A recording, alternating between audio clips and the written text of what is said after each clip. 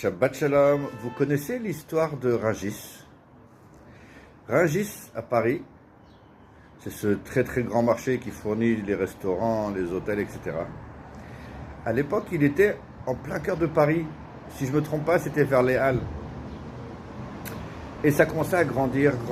Il y avait de plus en plus d'affluence. Des camions, des dizaines, des centaines de camions qui venaient tous les jours. Ça paralysait tout le centre de Paris et ça devenait invivable.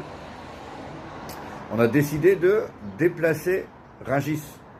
Mais c'était quelque chose de tellement monstrueux, tellement grand, tellement énorme, que personne n'a réussi à faire ça. Pendant des années, des grands ingénieurs se sont assis sur le problème et ils ont cherché une solution. Ils n'ont pas réussi à déplacer Rungis, c'était trop énorme. Un jour, quelqu'un est arrivé, il a étudié le problème, il a trouvé une solution, il a essayé et il a réussi.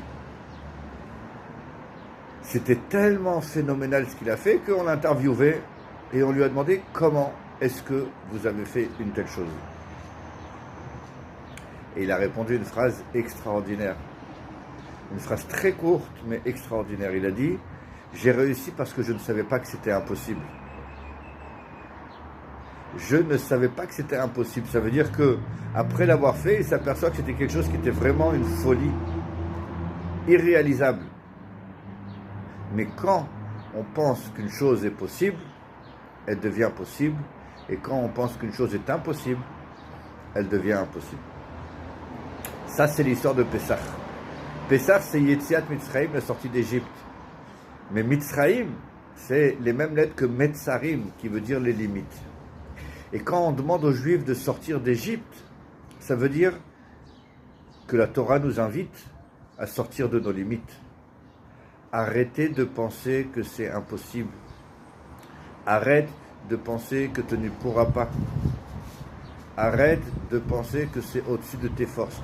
Parce que tant que tu penseras que c'est impossible, ça sera effectivement impossible. Sortir d'Égypte, c'est comprendre qu'on est capable de faire énormément de choses. Essayons simplement.